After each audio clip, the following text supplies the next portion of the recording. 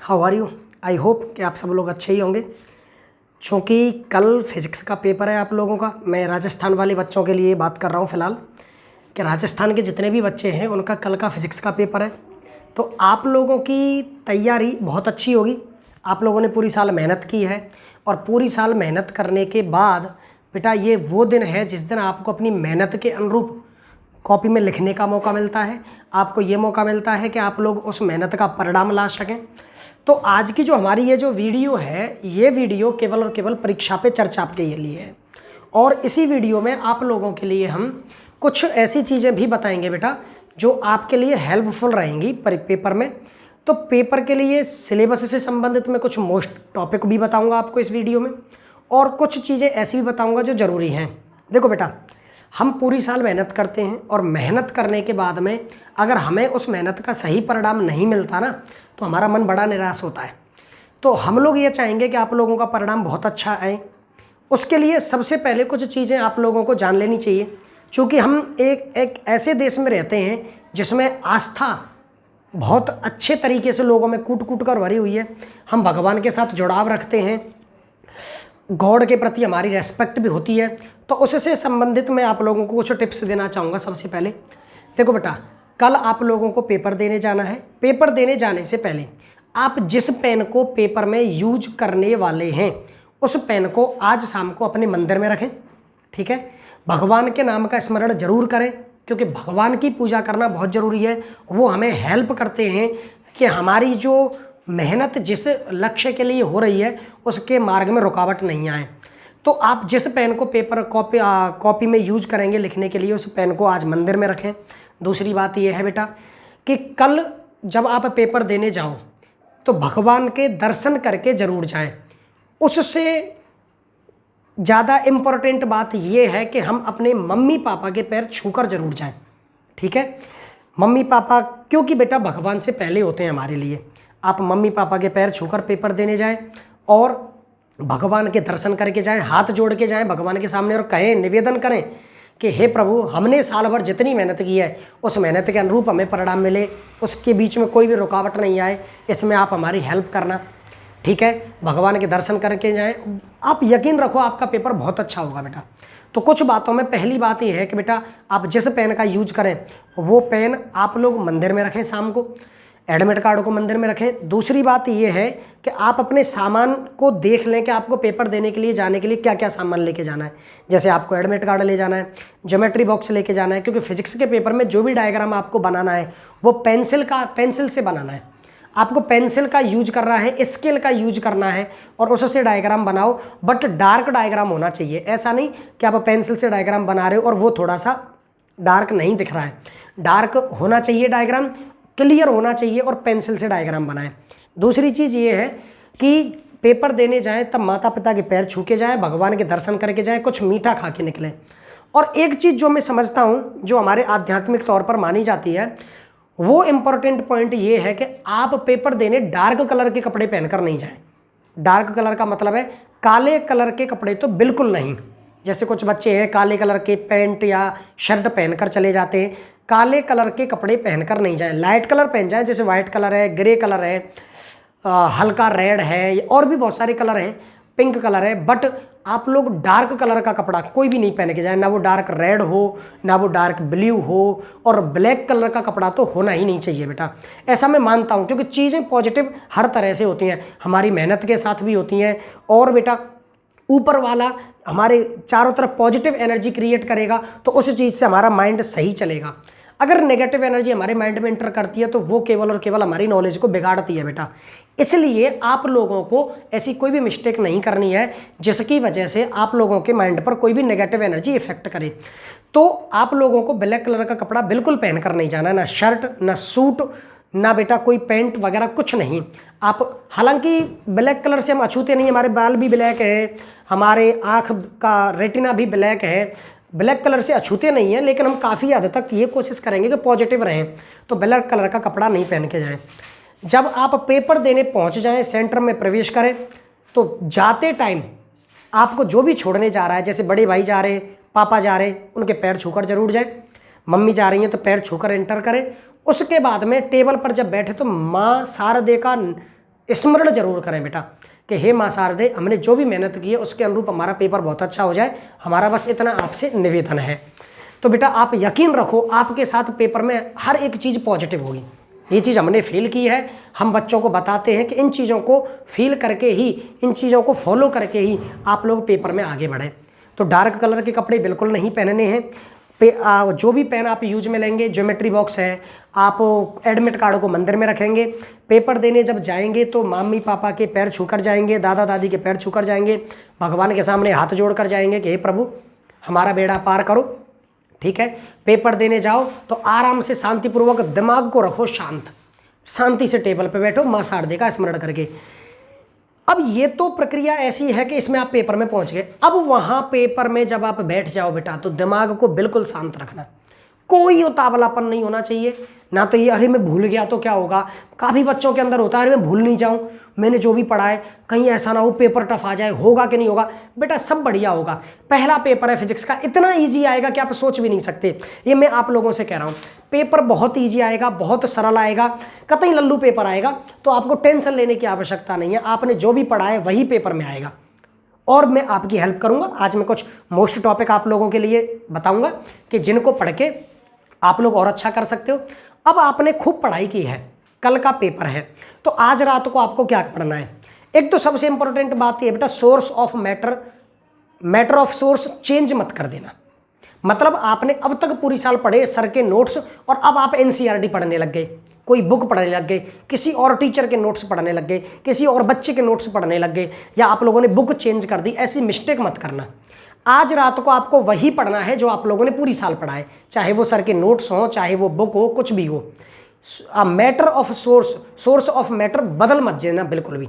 ठीक है, आप लोगों को वही पढ़ना है जो आप लोगों ने अब तक पढ़ा है, ताकि आप लोगों को यही करना है, बार बार रिवीजन करते रहो करते रहो करते रहो। जब हम लोग बेटा सोर्स बदल देते हैं ना तो हमारे दिमाग में नए कॉन्सेप्ट आते हैं, उनकी वजह से हम कंफ्यूज रहते हैं। दूसरी बात, पेपर में कोई भी क्वेश्चन आए उसको शांति से पढ़ो, बिना किसी जल्दबाजी के शांति से पढ़ के उस क्वेश्चन का जवाब वो लिखो जो तुम्हारा दिमाग आपसे कह रहा है कि इसका जवाब ये होगा। ठीक है, उसके बाद में आज रात को आपको ढंग से रिवीजन करना है, सरसरी निगाह से हर एक टॉपिक को देखना है। अब हम लोग पेपर के बारे में बात करते हैं। ये तो वैसी बातें रहीं जिनमें आप लोगों को पेपर पॉजिटिव लगेगा। देखो बेटा, पेपर जो आपका आएगा ना उसमें शुरुआती कुछ क्वेश्चन एक एक नंबर के होंगे, लगभग 19-20 क्वेश्चन। 56 नंबर का पेपर है, 19-20 क्वेश्चन एक एक नंबर के हैं। तो बेटा आप लोगों को पहले एक एक नंबर के क्वेश्चन पे कंट्रोल पाना बहुत जरूरी है, बहुत ज़्यादा जरूरी है। एक एक नंबर के क्वेश्चन पे कंट्रोल पाना। अगर कोई भी बच्चा ब्रिलियंट है, और याद रखना उसके अगर नंबर 100 से 99 रहे हैं तो 100 से 99 नंबर रहने का मूलभूत कारण उसका एक एक नंबर के सवाल है। ये क्वेश्चन जो निकलते हैं ना बेटे एक एक नंबर के, वो टॉपिक के बीच से कॉन्सेप्चुअल निकलते हैं। कॉन्सेप्चुअल क्वेश्चन निकलेंगे तो वो तुम्हारे छूटने नहीं चाहिए। ठीक है, वो तुम्हारे क्वेश्चन रहने नहीं चाहिए। तो उन क्वेश्चंस को करने का मैं आपको तरीका बताता हूँ कि वो क्वेश्चन कहाँ से निकलेगा। कोई भी टॉपिक उठा लो बेटा, उस टॉपिक की शुरुआती 4 लाइन में, जैसे कोई भी टॉपिक आपने धारामापी पढ़ा, गैल्वेनोमीटर, तो उसकी शुरुआती 4 लाइन में आपको उसकी डेफिनेशन मिलेगी। ये मिलेगा कि वो कार्य क्या करता है, ये मिलेगा कि वो किसी सिद्धांत पर कार्य करता है, और उस टॉपिक की लास्ट की 4 लाइन जहां पर हम लोग हर टॉपिक का फॉर्मूला ड्राइव कर लेते हैं। ठीक है, मात्रक विमा लिखते हैं। हर एक टॉपिक में से 1 नंबर का सवाल क्या निकलेगा, कोई भी उपकरण है वो क्या कार्य करता है, किस सिद्धांत पर आधारित है, उसका कोई भौतिक राशि है तो उसका मात्रक क्या है, उसकी विमा क्या है, कोई सदिश राशि है तो उसकी दिशा क्या है, और बेटा लास्ट में फॉर्मूला। ठीक है, एक हम लोग हर टॉपिकों के बाद में नोट डलवाते हैं। जैसे एक उदाहरण ले लूँ मैं कि मैंने जैसा पीएन संधि डायोड डलवाया है कि पीएन संधि डायोड का उपयोग एक दिशक युक्ति के रूप में किया जाता है, लेकिन इससे दिष्टकारी बनाया जाता है। ऐसे पॉइंट जैसे हम लोग लिखवाते हैं कि किरचॉफ का संधि नियम आवेश संरक्षण के नियम पर आधारित है, किरचॉफ का लूप नियम ऊर्जा संरक्षण के नियम पर आधारित है, लेंज का नियम ऊर्जा संरक्षण के नियम पर आधारित है। ठीक है, विद्युत धारा का प्रवाह धनावेशों की दिशा में होता है। ठीक है, ऐसे जो पॉइंट होते हैं जो हम नोट डाला के लिखाते हैं बेटा, वो भी एक एक नंबर के सवाल है। तो 1 नंबर के सवाल निकलेंगे हर टॉपिक के शुरुआती 4 लाइन में। आपको एक एक नंबर पे कंट्रोल पानी है तो ये करना है, आपको टॉपिक की शुरुआती 4 लाइन पढ़ो जिसमें उसका कार्य, उसका परिभाषा, उसकी सिद्धांत ये आएंगे, और लास्ट में उसका फॉर्मूला, सदिश अदिश अगर कोई ग्राफ है तो वो भी लास्ट में आएगा, उसका ग्राफ। ठीक है, ये सब आप लोगों को पढ़ना है। अब एक टॉपिक ऐसा है विभव मापी। विभव मापी में 2 टॉपिक पढ़ते हैं, उसकी सहायता से 2 सेल के विद्युत वाहक बलों की तुलना, किसी सेल का आंतरिक प्रतिरोध ज्ञात करना। उसमें जो परिपथ चित्र हैं उनके, वो परिपथ चित्र आप लोगों को ध्यान से देख कर जाने हैं, क्योंकि वो 1 नंबर में परिपथ चित्र इनको पूछ लेता है। तो अगर आप लोग ऐसे पढ़ाई करोगे ना बेटा, तो 1-1 नंबर के क्वेश्चन आपके गलत नहीं होंगे। 1-1 नंबर का जो सवाल है वो कॉन्सेप्चुअल आएगा, सीधा कॉन्सेप्चुअल। तो आप लोगों को उस पर ध्यान देना है कि हर टॉपिक की शुरुआत की 4 लाइन ढंग से पढ़ो। कोई भी उपकरण है उसका कार्य क्या है, उसका सिद्धांत क्या है, कोई भी भौतिक राशि है उसकी परिभाषा क्या है, कोई भी भौतिक राशि है उसका मात्रक क्या है, उसकी विमा क्या है, वो सदिश है या अदिश है, क्योंकि एक मात्रक या विमा का सवाल अवश्य आएगा, डेफिनेटली आएगा बेटा। ठीक है, तो इस तरह आप लोगों को 1-1 नंबर के क्वेश्चंस पे कंट्रोल पा लेनी है। हर टॉपिक को पढ़ो। जब इन चीज़ों को आज रात को ढंग से देखो कि शुरुआती 4 लाइन कार्य, सिद्धांत, परिभाषा, मात्रक, विमा, फॉर्मूला और ग्राफ, इन चीज़ों को ढंग से देख लोगे तो आपको कल बेटा देखना पेपर में कितना पॉजिटिव फील होगा। आपको बहुत अच्छा महसूस होगा पेपर में कि हम लोगों ने ये किया सर की बात मान के, तो देखो हमारा 1-1 नंबर के सारे सवाल हो गए। ठीक है, अगर कोई भी साइंटिफिक फैक्ट है, किसी भी टॉपिक में कोई भी साइंटिफिक फैक्ट दे रखा है, वो साइंटिफिक फैक्ट जरूर पढ़ना है आपको। साइंटिफिक फैक्ट का मतलब ये है कि हम लोग कहते हैं कि भैया पीएन संधि डायोड की अग्र अवनति में डायोड प्रतिरोध का मान बढ़ जाता है, अग्र अवनति में डायोड प्रतिरोध का मान कम हो जाता है, अवक्षय प्रति की चौड़ाई कम हो जाती है, धारा चालन बढ़ जाता है। ये होते हैं साइंटिफिक फैक्ट, और यही 1-1 नंबर के सवाल है। आगे बात समझ में। परिभाषा पूछेगा, परिभाषा तो आप बता दोगे सबकी, क्लियर है बेटा। तो इस तरह आप लोगों को 1-1 नंबर के सवाल सही कर देने हैं। अब मैं बात करता हूं बेटा बड़े क्वेश्चंस की। देखो मैं आज आप लोगों की हेल्प के लिए यहां पर कुछ मोस्ट टॉपिक बता रहा हूं बेटा। पूरे चैप्टर्स, जो भी आपके चैप्टर्स हैं उनमें से कुछ मोस्ट टॉपिक बता रहा हूं। बट देखो बेटा, हम भगवान नहीं हैं, हम केवल एक इंसान है, और इंसान केवल अनुमान लगा सकता है। मैं अपने अनुमान से आपको टॉपिक बता रहा हूं, उन टॉपिक्स को आप करो, पढ़ाई अपनी पूरी जारी रखो, बट पेपर में जाने से पहले उन टॉपिक्स को एक बार और देख जाओ। मैं जो आपको आज बता रहा हूँ इसका मतलब ये नहीं है कि आप केवल उन्हीं टॉपिकों को करें ना, केवल अपनी पढ़ाई पूरी करें, सारे टॉपिक पढ़ें ढंग से। जाने से पहले, जैसे सुबह पेपर जाना है तो जाने से पहले 1-2 घंटे पहले आप लोग खूब आराम से आज रात को उन टॉपिकों को हल्का हल्का और ज़्यादा देख लें। पेपर से 2 घंटे पहले तो पढ़ाई ही छोड़ देनी है, बिल्कुल माइंड को रिलैक्स में ले आओ, घबराने की आवश्यकता नहीं है। ये नहीं कि नहीं अरे पेपर है मुझे पढ़ना है ना, पेपर से 2 घंटे पहले किताबें उठा के रख दो, जय हो सरस्वती मैया, आप रखे रहो, अब हम पेपर देने जाएंगे। रिलैक्स में घूमो, रिलैक्स में नहाओ, नाश्ता करो, मम्मी पापा से मिलो, पैर छुओ और पेपर देने जाओ। बेटा तुम देखना पेपर बहुत अच्छा होगा, घुघुओं की तरह नहीं, अरे लग रहे पेपर से पहले वहाँ सेंटर पे भी जाके पढ़ने लग रहे ना। आपने पूरी साल खूब पढ़ाई की है, भरोसा रखो खुद पे। बेटा एक शेर को खुद पर भरोसा होता है, इसलिए वो अपने से कई गुने बड़े हाथी और गेंडे को मार लेता है, समझ रहे हो, जिराफ को मार लेता है। जबकि सब जानते हैं अगर हाथी के पैर के नीचे शेर आ गया ना तो उसकी हड्डियों का कचूमर निकलेगा, लेकिन तब भी वो क्यों मार लेता है हाथी को? क्योंकि उसका खुद पर विश्वास बहुत बड़ा है। आत्मविश्वास होना चाहिए खुद पे कि हाँ हम ये कर सकते हैं। आपको प्रत्येक बच्चे को अपने अंदर ये बिलीव होना चाहिए कि मैं कल जो पेपर दूंगा वो मेरा सही जाएगा, मैंने जो पढ़ा है बढ़िया पढ़ा है, बस उसी के आधार पर मुझे कल पेपर को ठोक देना है। ठीक है, खुद पे भरोसा रखो, कॉन्फिडेंस डाउन नहीं होना चाहिए, घबराना किसी को है नहीं। बेटा मैं फिर कह दूं पेपर बहुत ईजी आएगा। ठीक है, अब कुछ मेन टॉपिक्स के बारे में मैं बात कर लूँ। ठीक है, देखो बेटा अपन लोग बात चैप्टर नंबर 1 की करें ना, चैप्टर नंबर 1 में एक टॉपिक है बेटा वैद्युत द्विध्रुव। ठीक है, चैप्टर नंबर 1 में एक टॉपिक है वैद्युत द्विध्रुव, जिसमें वैद्युत द्विध्रुव आघूर्ण, अरे यार मैं वैद्युत द्विध्रुव लिख रहा हूँ, बार बार द्विध्रुव लिख रहा हूँ, विद्युत द्विध्रुव। तो उसमें द्विध्रुव आघूर्ण की दिशा, मात्रक, विमा, द्विध्रुव के कारण अक्ष और निरक्ष पर विद्युत क्षेत्र, द्विध्रुव पर लगने वाला बलाघूर्ण, मतलब द्विध्रुव वाले टॉपिक में से एक क्वेश्चन आएगा जिनके नाम है द्विध्रुव के कारण लगने वाला विद्युत विभव। इन टॉपिक्स में से आपको एक क्वेश्चन मिलेगा। सबसे इंपॉर्टेंट क्वेश्चन है कि बेटा आप लोगों को गाउस का नियम और बेटा गाउस के नियम के अनुप्रयोग, ठीक है, उनमें से एक सवाल आपको पक्का मिलेगा और वो भी मिलेगा 4 नंबर का। गाउस के नियम के अनुप्रयोग 3 ही है आपके सिलेबस में। सबसे पहला है बेटा रेखीय चालक तार के कारण विद्युत क्षेत्र, दूसरा है बेटा अचालक परत के कारण विद्युत क्षेत्र, और तीसरा है बेटा आपका गोलीय कोश के कारण विद्युत क्षेत्र। किसके कारण? गोलीय कोश के कारण विद्युत क्षेत्र। तीन ही अनुप्रयोग हैं, तीनों में से एक पक्का आएगा। कहेगा गाउस का नियम लिखिए एवं इसकी सहायता से रेखीय चालक तार या चालक परत या गोलीय कोश के कारण विद्युत क्षेत्र की गणना करो। तो आपको इनमें से एक टॉपिक करना है। फिर भी मैं आपको बता दूं कि इन दोनों के चांस थोड़े से ज़्यादा हैं, आने को ये भी आ सकता है, थोड़े से ज़्यादा है, लेकिन पढ़ के आप तीनों जाएं। क्लियर है बेटा? गाउस के नियम का अनुप्रयोग। और बेटा इसमें एक टॉपिक आता है, गाउस के नियम के अनुप्रयोग हो जाएंगे। इस तरह ये करने के बाद आप लोगों को एक 4 नंबर का सवाल मिल जाएगा। अब चलो चैप्टर वाइज क्या टॉपिक ही बताते जाऊं, मैं टॉपिक ही बताते जाऊं। अब एक है बेटा आपका समांतर प्लेट संधारित्र, समांतर प्लेट संधारित्र जो दूसरे चैप्टर में है।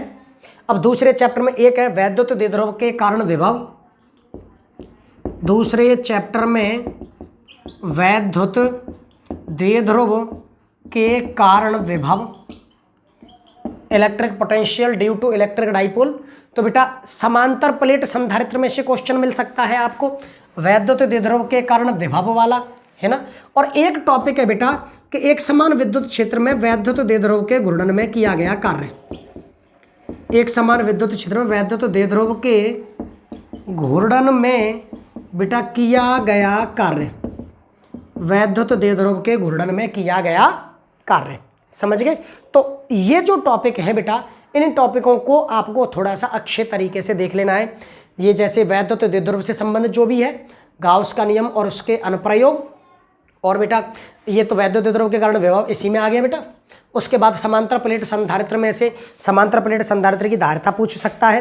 कारण ये है कि मैं टॉपिक इसलिए बता रहा हूँ क्योंकि एक एक नंबर के लगभग 20 सवाल आएंगे, तो हर टॉपिक में से आएगा। टॉपिक क्या?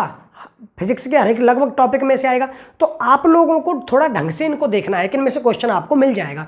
उसके बाद में वैद्युत द्विध्रुव के घूर्णन में किया गया कार्य, ये भी इसी से संबंधित है, इनको थोड़ा सा अच्छे तरीके से कर लेना है।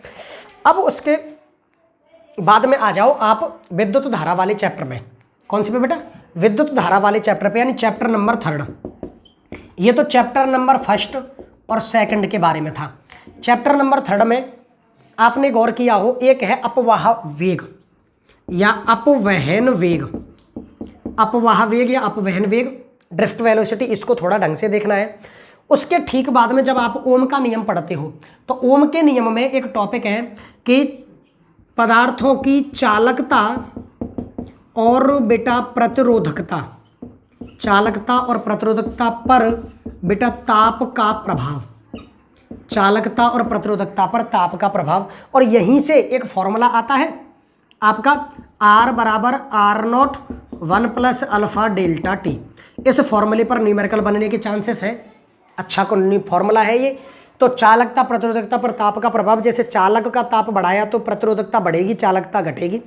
को चालक और अर्धचालकों का ताप बढ़ाते हैं तो चालकता बढ़ती है, प्रतिरोधकता घटती है। ये थोड़ा ढंग से देखना है। एक है बेटा कार्बन प्रतिरोध, उसमें से बनेगा तो 1 नंबर का सवाल बनेगा कार्बन प्रतिरोध। ठीक है बेटा। कार्बन प्रतिरोध के बाद में अब आ जाओ आप लोग किरचॉफ का नियम, और वो किरचॉफ के नियम में से आपको पता है 1 नंबर का सवाल बन सकता है। किरचॉफ का संधि नियम किस पर आधारित है? आवेश संरक्षण पर, धारा संबंधी नियम है। किरचॉफ का लूप नियम वोल्टता संबंधी नियम है जो ऊर्जा संरक्षण पर आधारित है। उनके अलावा एक है बेटा मीटर सेतु, है ना, और एक है बेटा विभव मापी। आप लोगों को इनमें से एक मिलेगा क्योंकि विभव मापी में 2 पार्ट आते हैं बेटा। विभव मापी में 2 पार्ट है। पहला पार्ट है 2 सेलों के विद्युत वाहक बलों की तुलना, 2 सेलों के विद्युत वाहक बलों की तुलना। ठीक है। और बेटा कोई भी प्राथमिक सेल है उस सेल का आंतरिक प्रतिरोध ज्ञात करना, उस सेल का आंतरिक प्रतिरोध ज्ञात करना। आपको इनमें से एक मिल जाएगा बेटा। किसी सेल का आंतरिक प्रतिरोध ज्ञात करना, आपको इनमें से एक मिलेगा। ये रही बात चैप्टर नंबर 3 की। तो चैप्टर नंबर 3 में थोड़ा सा अच्छे तरीके से क्या देखना, अपवहन वेग है, चालकता प्रतिरोधकता पर ताप का प्रभाव है, कार्बन प्रतिरोध है, मीटर सेतु और विभव मापी में से एक का चांस है पूरा कि ये आ सकते हैं। अब उसके बाद बढ़ते हैं बेटा आगे। देखो बेटा, मैं फिर आपसे कह दूं, हम भगवान नहीं है, हम केवल अनुमान लगाते हैं।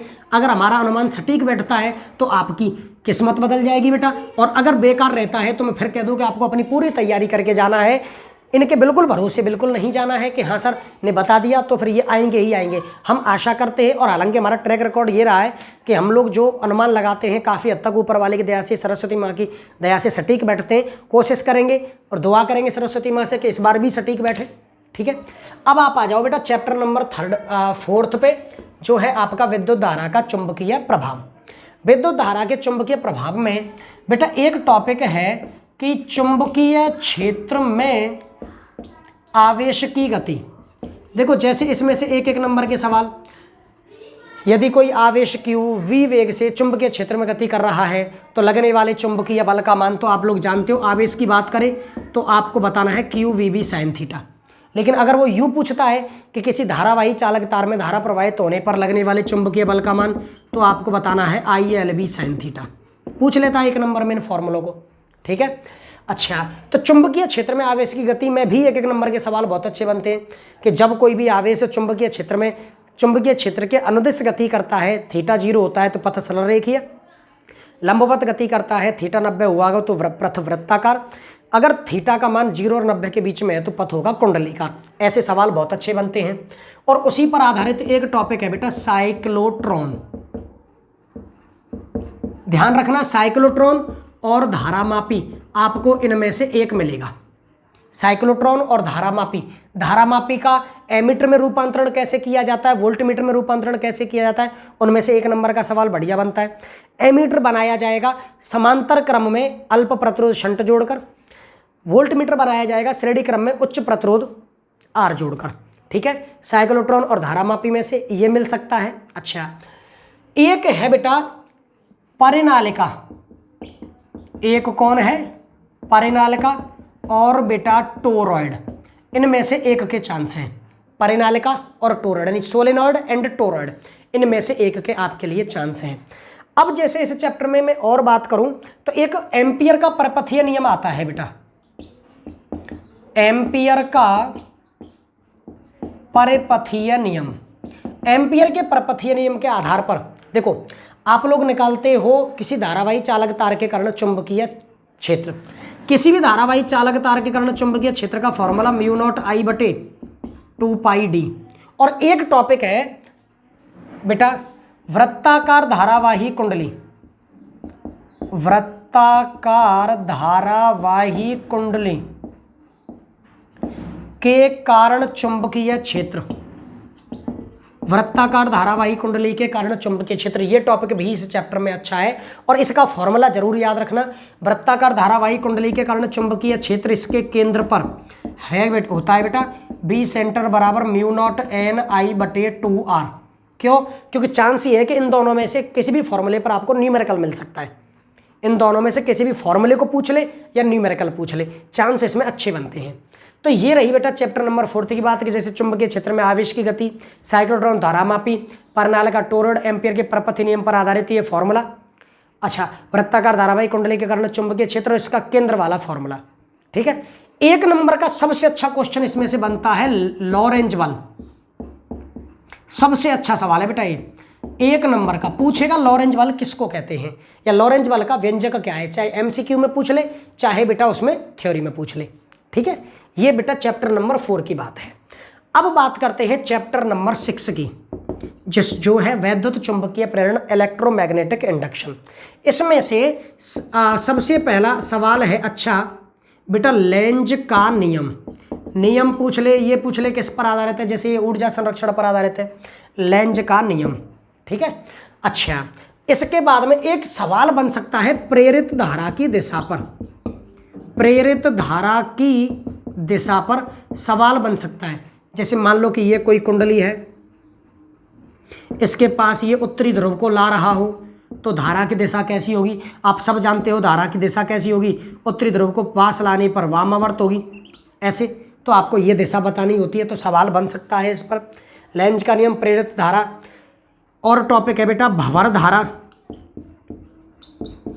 ठीक है, भंवर धारा। एक है इसमें प्रत्यावर्ती धारा जनित्र। प्रत्यावर्ती धारा जनित्र, पढ़ के जाना बेटा इसको ढंग से, ठीक है। प्रत्यावर्ती धारा जनित्र को और वैद्युत चुंबकीय प्रेरण में बेटा दो टॉपिक ऐसे होते हैं जो एक दूसरे के सिमिलर हैं, बट उनमें से क्वेश्चन पक्का आता है। ये तो वैसे टॉपिक है कि जैसे लेंज का नियम है, प्रेरित धारा की दिशा ज्ञात करने का न्यूमेरिकल है, भंवर धारा में से छोटा सवाल बन सकता है, प्रत्यावर्ती धारा जनित्र बनता है तो बड़ा सवाल बनता है बेटा इसमें से। और बेटा दो टॉपिक ऐसे हैं जिनमें से 1 नंबर का सवाल भी बन सकता है, 2 का भी, 3 का भी, 4 का कभी नहीं बनता है। वो है बेटा स्वप्रेरण और बेटा अन्योन्य प्रेरण, सेल्फ इंडक्शन और बेटा म्यूचुअल इंडक्शन, ठीक है। स्वप्रेरण अन्योन्य प्रेरण में प्रेरकत्व का मात्रक पूछ सकता है, जैसे प्रेरकत्व का मात्रक होता है हेनरी। यहाँ पर चुंबकीय क्षेत्र का मात्रक पूछ सकता है टेस्ला। सीजीएस मात्रक होता है गाउस। तो इस तरह स्वप्रेरण और अन्योन्य प्रेरण में से चाहे मिले छोटा सवाल चाहे मिले बड़ा, पर एक सवाल आपको पक्का मिलेगा, चाहे मिले छोटा चाहे बड़ा, लेकिन एक सवाल पक्का मिलेगा। हमारी तरफ से आपके 4th चैप्टर में ये टॉपिक और 6th चैप्टर में ये टॉपिक है जिनको आप जाने से पहले एक बार अच्छी तरह से करके जा सकते हो। अब आ जाते हैं बेटा हम लोग आगे वाले पोर्शन पे, और जो है ऑप्टिक्स, ठीक है। चैप्टर नंबर 9, चैप्टर नंबर 9 में ऑप्टिक्स वाले टॉपिक की बात करते हैं। देखो ऑप्टिक्स में एक टॉपिक है बेटा पूर्ण आंतरिक परावर्तन, पूर्ण आंतरिक परावर्तन टॉपिक अच्छा है।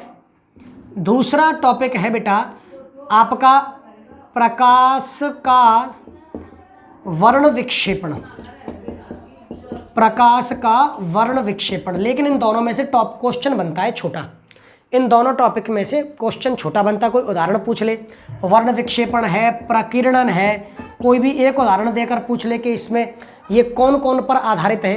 जैसे कोई एग्जाम्पल देख ले कि अगर पानी की सतह पर तेल की बूंद गिर जाती है तो उसमें सतरंगी रंग दिखाई देते, तो ये कौन सी घटना है? तो प्रकाश का वर्ण विक्षेपण है। आकाश का नीला दिखाई देना क्या है? प्रकीर्णन है।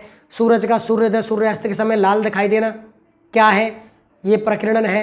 तो ये सारी चीज़ें उदाहरण वो, हाँ, प्रकाशिक घटनाओं, जो भी प्रकाशिक घटनाएं हैं, अपवर्तन, परावर्तन, प्रकाशिक घटनाओं का एक उदाहरण जरूर पूछ लेगा। मरीचिका किस पर आधारित है? पूर्ण आंतरिक परावर्तन पर। तारों का टिमटिमाना किस पर आधारित है? आपके अपवर्तन पर। पूछ लेगा बेटा सूर्य का सूर्योदय से 2 मिनट पहले 2 मिनट बाद दिखाई देना किस पर आधारित है? अपवर्तन पर। एक उदाहरण पूछ सकता है। अच्छा सवाल है ये। उसके बाद में हम बात करें बड़े क्वेश्चंस की, तो इसमें से एक क्वेश्चन बड़ा आता है। बड़े क्वेश्चन में एक तो है बेटा प्रिज्म, ठीक है। ये जो सवाल बता रहा हूं मैं, ये 4 नंबर का बता रहा हूं बेटा, नंबर 4 का आएगा ये। प्रिज्म है आपका संयुक्त सूक्ष्मदर्शी है, संयुक्त सूक्ष्मदर्शी है बेटा, अपवर्तक दूरदर्शी है। इन तीनों में से आपको एक 4 नंबर का सवाल मिल सकता है। क्वेश्चन अच्छा है बेटा। प्रिज्म, संयुक्त सूक्ष्मदर्शी और अपवर्तक दूरदर्शी, ठीक है। उसके बाद में अगर 3 नंबर के सवाल की बात करूं तो 3 नंबर का सवाल इसमें से क्या बनेगा? कोई पतला लेंस है तो पतले लेंस से अपवर्तन, पतले लेंस से अपवर्तन, ठीक है। या फिर बेटा कहे गोलीय पृष्ठ से अपवर्तन, गोलीय पृष्ठ से अपवर्तन। मेरे हिसाब से यही क्वेश्चन काफ़ी है इस चैप्टर में से जो आपके लिए अच्छे बनते हैं। पूर्ण आंतरिक परावर्तन में से पूछ सकता है, वर्ण विक्षेपण, प्रकीर्णन, इनमें से कोई भी प्रकाश से घटना का एक उदाहरण। जो 4 नंबर का सवाल बनेगा वो प्रिज्म, संयुक्त सूक्ष्मदर्शी या अपवर्तक दूरदर्शी, लेकिन चांस इनके ज़्यादा हैं, प्रिज्म और संयुक्त सूक्ष्मदर्शी के। इन दोनों में से एक पूछेगा वो।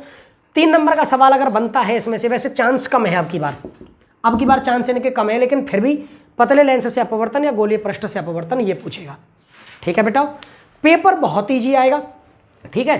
अगर ध्यान रखना बहुत ही ज़्यादा इजी लेवल उसने ले लिया तो आपको पता है वो इनको छोड़कर, मेरे अनुमान से भी ज़्यादा अगर उसने इजी लेवल लिया तो वो इनको छोड़कर पूछेगा दर्पण सूत्र, फिर वो इनको नहीं पूछेगा। अगर उसने बहुत ज़्यादा इजी लेवल ले लिया, लेकिन चूंकि हम लोग थोड़ा सा ऐसा लेवल लेकर चलते हैं ताकि आप लोगों की मेहनत अच्छी रहे, तो इजी लेवल आ जाता है तो सही रहता है। मैं एक बार फिर कह दूं कि केवल इनके भरोसे नहीं रहना है, आप अपनी पूरी तैयारी करो। पेपर देने जाने से पहले इनको एक बार अच्छे तरीके से देख कर जाओ, मेरी गारंटी है पेपर आपका बहुत अच्छा होगा बेटा, ठीक है। उसके बाद में आप चैप्टर नंबर 11 ले लो, जो है प्रकाश वैद्युत प्रभाव। आप लोगों को बेटा इसमें जो प्रकाश वैद्युत प्रभाव है, और प्रकाश वैद्युत प्रभाव में मैंने कराया है कि प्रकाश वैद्युत धारा पर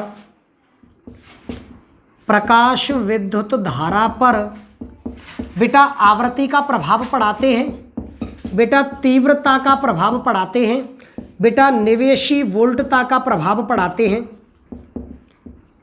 निवेशी वोल्टता का प्रभाव पढ़ाते हैं, और इनको ग्राफ से पढ़ाते हैं बेटा। हमेशा हर टीचर इनको ग्राफ से पढ़ाता है, तो इनमें से प्रभाव एक आएगा, इनमें से कोई सा भी एक प्रभाव आने के पूरे चांस हैं, चाहे वो कितने भी नंबर में आए, एक प्रभाव आ सकता है इनमें से, चाहे वो 1 नंबर में ग्राफ पूछ ले, चाहे कैसे भी, तो इनमें से एक प्रभाव आ सकता है। और जैसे निवेशी, इनमें 2-3 परिभाषाएं और आती हैं अच्छी, जैसे एक होती है दहली आवृत्ति,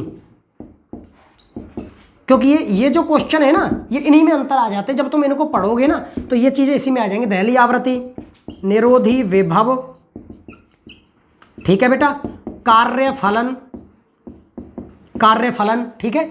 दहली आवृत्ति क्या होती है? आपतित प्रकाश की वह विशिष्ट आवृत्ति जिस पर धातु पृष्ठ से कैथोड से इलेक्ट्रॉनों का उत्सर्जन प्रारंभ हो जाता है, वो दहली आवृत्ति है। निरोधी विभव क्या होता है? इलेक्ट्रोडों पर लगाया गया वह ऋणात्मक विभव जिस पर परिपथ से प्रवाहित प्रकाश वैद्युत धारा का मान 0 हो जाए, वो निरोधी विभव है। कार्यफलन क्या होता है? वर्क फंक्शन, ये होता है किसी भी धातु पृष्ठ से इलेक्ट्रॉनों को उत्सर्जित कराने के लिए आवश्यक ऊर्जा का मान कार्यफलन होता है। याद रखना, कार्यफलन का अगर वो आपसे मात्रक पूछ ले तो आप लोग लिखोगे इलेक्ट्रॉन वोल्ट, कि कार्यफलन का मात्रक केवल कौन होता है? इलेक्ट्रॉन वोल्ट, समझ गए।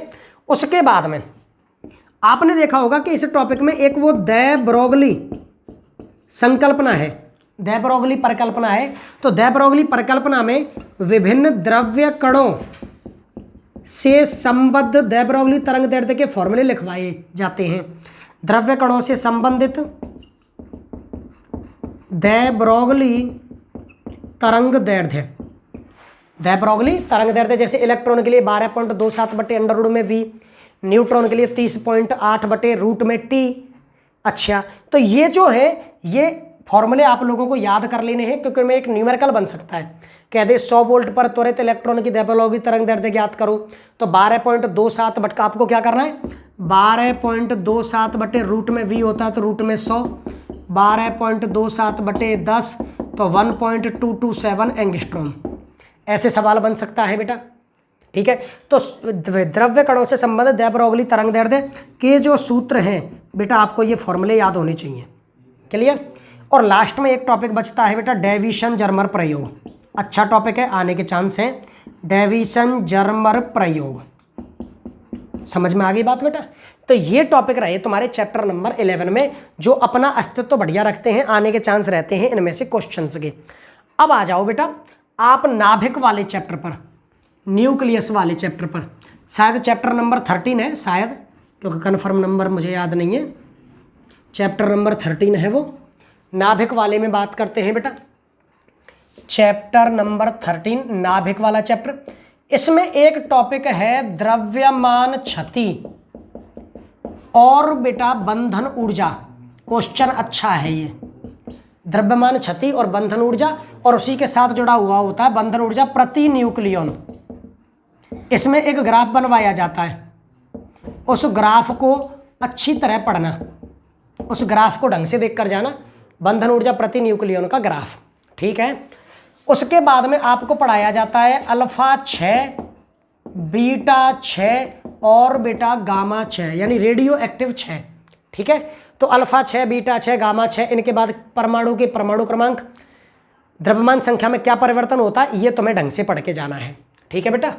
उसके बाद में, क्योंकि ये तीनों पार्ट है रेडियो सक्रियता के, रेडियो सक्रियता। अब जैसे इसमें से मात्रक क्या पूछ सकता है, वो रेडियो सक्रियता का क्या है बेटा? बैकोरेल, जिसको विघटन प्रति सेकंड कहते हैं, ठीक है। उसके बाद इसमें सबसे मोस्ट टॉपिक आता है आपका रदरफोर्ड सोडी का रेडियो एक्टिव क्षयता का नियम, रदरफोर्ड सोडी का रेडियो एक्टिव क्षयता का नियम। जबकि पिछले में मैंने आइंस्टीन का प्रकाश वैद्युत समीकरण बताया था, शायद नहीं बताया हो तो उसको ध्यान से देख जाना।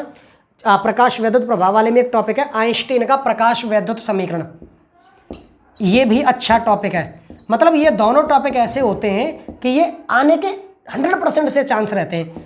आइंस्टीन का प्रकाश वैद्युत समीकरण जो प्रकाश वैद्युत प्रभाव वाले टॉपिक में है, और रदरफोर्ड सोडी का रेडियोएक्टिव क्षयता का नियम, ये अच्छा है। अगर वो बहुत ज़्यादा इजी लेवल लेता है इस चैप्टर में तो आपकी आएगी नाभिकीय भट्टी, नाभिकीय भट्टी। ये थोड़ा सा इजी लेवल हो जाता है पेपर का, तब आएगी नाभिकीय भट्टी। समझ गए बेटा? ये है आपके नाभिक वाले चैप्टर में से जो आप लोगों को देखकर अच्छी तरह जाने हैं। अब लास्ट में बचता है सेमीकंडक्टर, चैप्टर नंबर 14। अच्छा, इस चैप्टर में से अगर न्यूमेरिकल बनता है तो ध्यान रखना कौन सा बनेगा, द्रव्यमान क्षति और बंधन ऊर्जा का, जिसका फॉर्मूला होता है बेटा डेल्टा EB बराबर ZMP plus A minus ZMN minus MA, और गुणा में करोगे 931.5 मेगा इलेक्ट्रॉन वोल्ट। ठीक है, क्योंकि इसमें से एक सवाल अच्छा ये भी बनता है जिसको मैं बोल के बता रहा हूँ कि एक AMU द्रव्यमान से समतुल्य ऊर्जा कितनी है, तो 931.5 मेगा इलेक्ट्रॉन वोल्ट। ठीक है, अच्छा, और इसमें से एक सवाल, हाँ देखो बेटाओ, एक सवाल आता है इसमें से अर्ध आयु और क्षय नियतांक में संबंध, अर्ध आयु काल और क्षय नियतांक में संबंध, यानी बेटा half life for any radio active element, यानी अर्ध आयु और क्षय नियतांक में संबंध, वो ठीक है। यानी अर्ध आयु वाला टॉपिक भी आपको अच्छी तरह देखकर जाना है बेटा। अब लास्ट में आ जाते हैं चैप्टर नंबर 14 पे, जहाँ पर हमारे जो अनुमान है वो खत्म हो जाएंगे।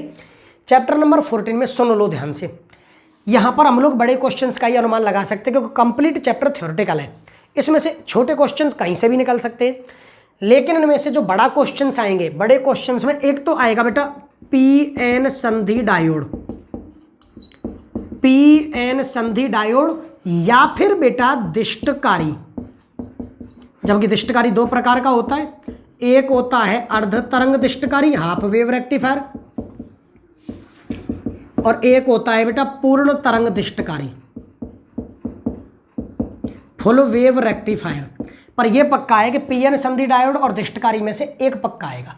ठीक है, इसको कोई नहीं रोक सकता, ये निश्चित, मैं इस पे 100% गारंटी दे रहा हूं। 3 नंबर का सवाल आएगा 100% गारंटी के साथ, लॉजिक गेट। लॉजिक गेट बेटा, लॉजिक गेट को ढंग से पढ़कर जाना। किताब के पीछे उनके क्वेश्चंस दे रखे हैं, उन क्वेश्चंस को ढंग से करके जाना, डेफिनेटली 100% आएगा, इसको कोई नहीं रोकेगा। हम कह रहे हैं लॉजिक गेट को कोई नहीं रोकेगा, डेफिनेटली 100% आएगा।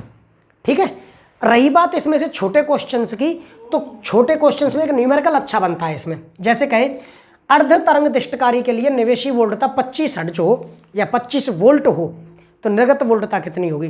तो ध्यान रखना, आपके दिष्टकारी दो प्रकार के होते हैं, एक होता है अर्ध तरंग और एक होता है पूर्ण तरंग। अर्ध तरंग के लिए निवेशी वोल्टता और निर्गत वोल्टता में अनुपात 1:1 होता है। पूर्ण तरंग दिष्टकारी के लिए निवेशी वोल्टता निर्गत वोल्टता में अनुपात 1:2 होता है। यानी अगर वो पूछता है अर्ध तरंग के लिए निवेशी वोल्टता 25 हर्ट्ज हो या निवेशी आवृत्ति 25 हर्ट्ज हो, निवेशी वोल्टता 25 वोल्ट हो, तो निर्गत भी 25 होगी बेटा। लेकिन पूर्ण तरंग के लिए अगर निवेशी 25 हर्ट्ज है तो निर्गत हो जाएगी 2 अनुपात की वजह से 50 हर्ट्ज।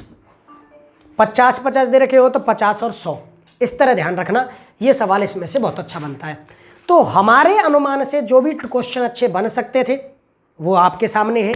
और एक नंबर के सवाल कैसे बन सकते हैं कि जैसे वो पूछ ले कि चालक पदार्थों के लिए वर्जित ऊर्जा अंतराल क्या होता है, 0। चालक पदार्थों के लिए मैं बोलकर बता दूं, चालक पदार्थों के लिए वर्जित ऊर्जा अंतराल 0 होता है। चालन बैंड पूर्ण रूप से भरा होता है, संयोजी बैंड पूर्ण रूप से खाली। कुचालक पदार्थों के लिए संयोजी बैंड पूर्ण रूप से भरा, चालन बैंड पूर्ण रूप से खाली, और वर्जित ऊर्जा अंतराल 3 से 7 इलेक्ट्रॉन वोल्ट कोटि का। अर्धचालक पदार्थों के लिए संयोजी बैंड और चालन बैंड आंशिक आंशिक भरे और आंशिक आंशिक खाली होते हैं। वर्जित ऊर्जा अंतराल 1 इलेक्ट्रॉन वोल्ट कोटि का। अब जैसे पूछ ले कि किसी पदार्थ के लिए वर्जित ऊर्जा अंतराल 5 इलेक्ट्रॉन वोल्ट है, बताओ वो कैसा है। 1 नंबर में पूछ ले ऑप्शनल में कि चालक, कुचालक, अर्धचालक या इनमें से कोई नहीं। अब तुम बताओ 5 इलेक्ट्रॉन वोल्ट कोटि का वर्जित ऊर्जा अंतराल है, तो ये किस में आ रहा है, 3 से 7 इलेक्ट्रॉन वोल्ट कोटि के बीच में, ठीक है। और ये किसके लिए होता है, कुचालक पदार्थ के लिए। तो ऐसा भी 1 नंबर का सवाल बन सकता है, थोड़ा ध्यान से पढ़ के जाना, ठीक है बेटा। तो हमारे जो अनुमान थे वो आपके सामने हैं। अब ढंग से इन अनुमान के आधार पर अपनी प्रिपरेशन करके जाओ, पढ़ो पूरा, इन पर थोड़ा सा ज़्यादा ध्यान दो और बेटा अपने आप पर पूरा भरोसा रखो, मेहनत करके अच्छी तरह से पेपर देना। हाँ, पेपर में आपको लिखना किस तरीके से है, आंसर मेकिंग और मैं बता दूं। अगर कोई भी टॉपिक आप लोगों को लिखना है, जैसे मान लो कोई वृत्ताकार धारावाहिक कुंडली के केंद्र से अक्ष पर x दूरी पर चुंबकीय क्षेत्र वाला डेरिवेशन करना है। हर एक टॉपिक, जैसे मान लो कि ये क्वेश्चन आया 21वें नंबर का, तो आप लिखोगे क्वेश्चन नंबर 21 उत्तर। उसके बाद आप हेडिंग डालोगे, जैसे टॉपिक में डालते हो कि किसी वृत्ताकार धारावाहिक की कुंडली के केंद्र से x दूरी पर अक्ष पर चुंबकीय क्षेत्र, हेडिंग डालो, अंडरलाइन करो। उसके बाद 2-3 लाइन आपको लैंग्वेज लिखनी है, फिर बनाना है बढ़िया सा क्लियर डायग्राम। ध्यान रखना, जो टॉपिक पेपर में आया जिसमें डायग्राम है उसमें नंबर भी डायग्राम के आधार पर ही मिलेंगे। एग्जामिनर की नज़र सबसे पहले डायग्राम पे जाएगी। अगर आपका डायग्राम अच्छा है तो ही आप लोगों को बेटा नंबर पूरा मिलेगा। डायग्राम में गलती तो वो आपका डेरिवेशन पढ़ेगा भी नहीं, समझ रहे हो। तो आप लोगों को बेटा डायग्राम बहुत अच्छे तरीके से बनाना है, क्लियर, और डायग्राम बनाने के बाद में डेरिवेशन करना शुरू करो। कई बच्चे क्या करते हैं, सबसे पहले डायग्राम बनाते हैं विदाउट हेडिंग, फिर लैंग्वेज लिखते हैं, गलत आंसर मेकिंग है।